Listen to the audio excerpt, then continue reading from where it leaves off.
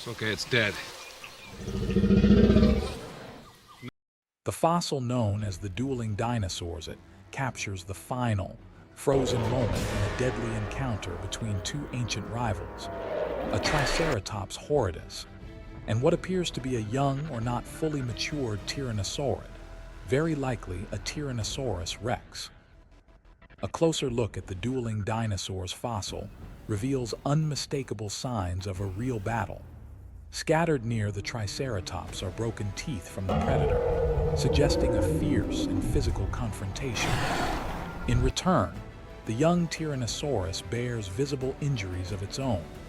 Its chest shows signs of trauma that align perfectly with the kind of blow delivered by Triceratops' formidable brow horns. This discovery doesn't just prove that Tyrannosaurus hunted Triceratops. It paints a far more compelling picture that Triceratops was never an easy target. Even more intriguing, the Tyrannosaur in this fossil pair is believed to be a juvenile or an adolescent. This raises a fascinating question. Could it be that the Triceratops launched the attack first? Whatever the exact story may be, the dueling dinosaurs fossil serves as a powerful reminder. Triceratops was a force to be reckoned with. One of the rare creatures capable of standing its ground against the king of the Cretaceous and making it pay a heavy price. And that's the creature we'll be exploring in today's video. Welcome to Triceratops, the only prey known to have damaged a T-Rex. No one could have predicted that such a magnificent creature as Triceratops would have such a comically awkward debut in the scientific world. The story begins in 1887. Paleontologist Othniel Charles Marsh received a pair of large fossilized horns that had been sent from near Denver, Colorado. At the time, knowledge of dinosaurs was still in its infancy. Based on his experience and the shape of the fossil, Marsh came to a mistaken conclusion. He believed the horns belonged to a massive, extinct species of bison that had lived during the Pliocene, a much more recent geological period than the Cretaceous. He even gave this imaginary bison a name, Bison alticornes. Just imagine, one of the most iconic dinosaurs ever discovered was nearly misclassified as a mammal, all because its horns looked a bit too familiar. Luckily, the mix-up didn't last long. Just a year later, in 1888, John Bell Hatcher unearthed another specimen in Wyoming. This time, it was a nearly complete skull, not only with the pair of horns above the eyes, but also a third horn on the nose and a large bony frill extending from the back of the head. Marsh immediately realized his earlier mistake. This was no bison. This was something entirely new and extraordinary, a member of a previously unknown group of horned dinosaurs known as ceratopsians. In 1889, Marsh formally described and named the species Triceratops horridus. A baby Triceratops begins to hatch from its egg. Its survival, and that of its clutchmates, depends entirely on protection. But from where? Was it the devoted care of its parents, or were these hatchlings born into a larger herd, where adult dinosaurs formed a defensive circle around the vulnerable young? Fossil evidence of nesting behavior and parental care in horned dinosaurs remains fragmentary, an incomplete puzzle. But scientists believe that, at least to some extent, protection from older individuals was a key factor in the survival of these fragile newborns. Time passes. Seasons of rain and drought come and go across the ancient landscapes of late Cretaceous North America, and the once fragile baby Triceratops has now grown into a true giant, a living fortress of flesh and bone. Picture a colossal creature stretching an impressive 26 to 30 feet, about the size of a small bus. At the shoulder, it stands nearly 10 feet. Its body weight is estimated to be anywhere from 6.5 to 13 short tons, roughly 6 to 12 metric tons, making it heavier than a fully grown African elephant today. All that mass is supported by 4 thick, powerful legs, as sturdy as stone pillars, ending in wide, splayed feet that help distribute weight and ensure stability on uneven ground. This 4-legged stance, known as a quadrupedal posture, is a defining trait of the ceratopsians, a group of horned, frilled herbivorous dinosaurs. Its skin was likely thick, possibly covered in a mosaic of irregularly sized scales, forming a kind of natural armor, though not as impenetrable as the bony plating of its tank-like contemporary, Ankylosaurus. But the true highlight, the unmistakable feature that made Triceratops an icon, was its oversized head. The skull of Triceratops is among the largest ever recorded for any land animal, measuring over 8 feet long, nearly 1/3 of the animal's entire body length. And mounted on that massive skull was a set of weapons both intimidating and majestic. Just above its large eyes were 2 long, forward-curving brow horns. In fully mature individuals, these formidable weapons could stretch over 3 feet in length. Imagine the force behind them. A third horn, shorter but no less robust, sat proudly on the snout just above the large nasal opening. What were these 3 horns really for? They certainly weren't just for show. Their most obvious function was defense. When facing its age-old nemesis, the fearsome predator Tyrannosaurus rex, Triceratops could lower its massive head, aim all 3 deadly points forward, and transform into an unbreachable wall of bone and fury. Fossil evidence supports this idea. Horn marks have been found on the bones of T. rex, while bite marks from T. rex have been discovered on the horns and frill of Triceratops. These are powerful signs that life-or-death battles between the 2 species truly happened, and happened more than once. Even more astonishingly, some T. rex fossils show signs of serious injuries believed to be caused by Triceratops' horns. In some cases, ribs appear to have been pierced or broken, proof that Triceratops didn't just defend itself, it could fight back. In fact, Triceratops may have been one of the very few dinosaurs capable of delivering real, lasting damage to a full-grown Tyrannosaurus in a direct confrontation. But the horns weren't only used in battle. Much like the antlers of deer today, Triceratops' horns may have played a key role in social behavior within the species. Males might have locked horns in ritualized combat, competing for mates, or establishing dominance within the herd. What sets Triceratops apart from many of its ceratopsian relatives is the powerful, balanced development of all 3 of its horns. Take Styracosaurus, for example, famous for its crown of spiky projections along its frill, but its brow horns were relatively small. On the other hand, Centrosaurus boasted a massive and striking nasal horn, while its brow horns had all but disappeared, reduced to tiny nubs.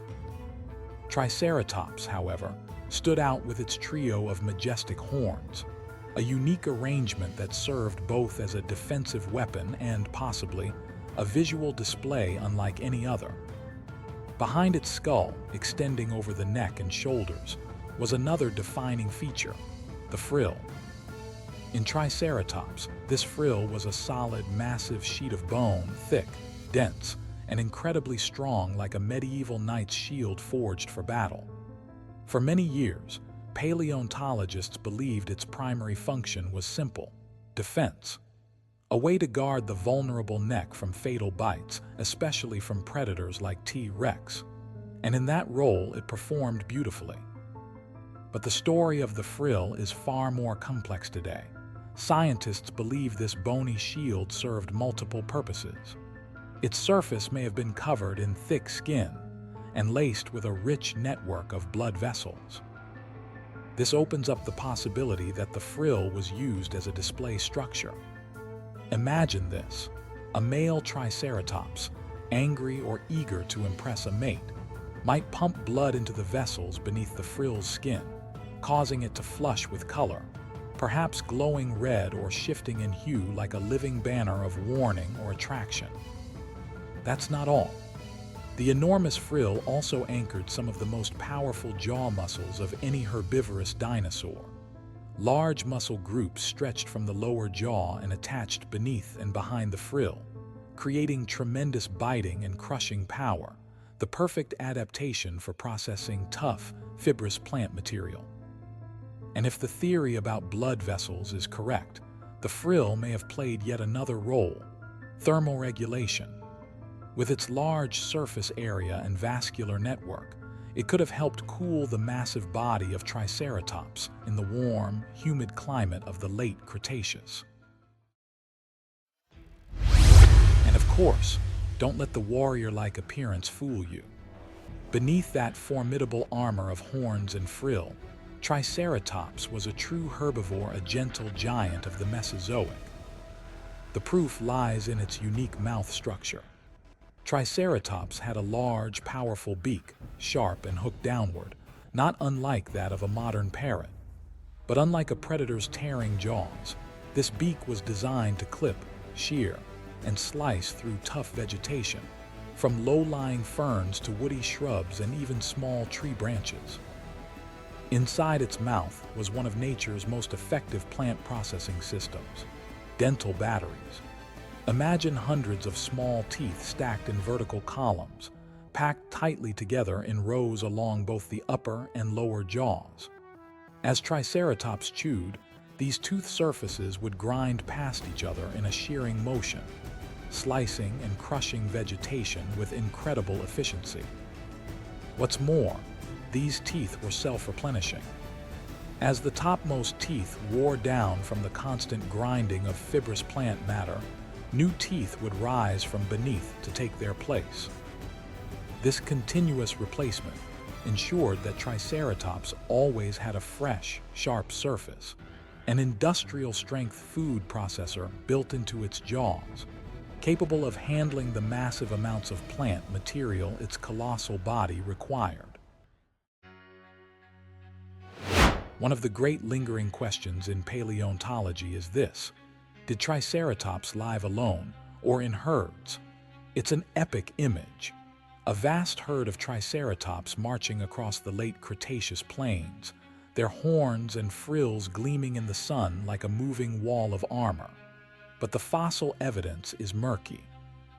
For other ceratopsians like Centrosaurus and Styracosaurus, paleontologists have discovered enormous bone beds, mass graveyards containing hundreds, sometimes thousands of individuals of various ages, buried together. These sites suggest strong herd behavior, perhaps seasonal migrations, or entire groups caught in flash floods or volcanic eruptions. Triceratops, by contrast, tells a different story. Fossils are often found alone or in small clusters of 2 or 3 individuals. Large-scale bone beds are incredibly rare. This has led many scientists to suggest that Triceratops may have been more solitary, or at least less socially inclined than its cousins.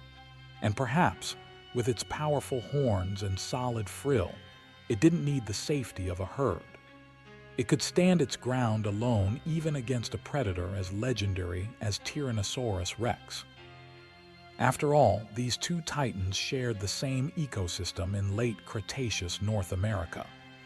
And the fossil record leaves little doubt. They did meet. And when they did, the results were often explosive. Scientists have uncovered compelling evidence of these ancient clashes, fossils that bear the scars of battle. Many Triceratops skulls, particularly the frill and horns, show telltale puncture marks and gouges from T-Rex teeth. In some cases, the wounds exhibit signs of healing, meaning the Triceratops survived the attack. But the story cuts both ways. Fossils of Tyrannosaurus rex have also revealed injuries that may have been inflicted by Triceratops' horns. One famous specimen has a healed puncture wound in its nasal bone, a wound that perfectly matches the size and shape of a Triceratops horn. Another shows broken and deformed ribs, likely the result of a devastating head-on charge. These clues paint a vivid picture. It was a battle of strength and strategy. Biomechanical analyses support this. Triceratops had an incredibly powerful neck and shoulder structure, a design built for delivering crushing, controlled blows. It wasn't just a passive target. It was a living fortress, fully capable of defending itself and even inflicting serious damage on the apex predator of its time. In the world of paleontology, new discoveries constantly challenge what we thought we knew. One of the most heated debates surrounding Triceratops centers on its relationship with another horned dinosaur, Torosaurus. At first glance, Torosaurus looks remarkably similar to Triceratops in terms of size and overall body structure.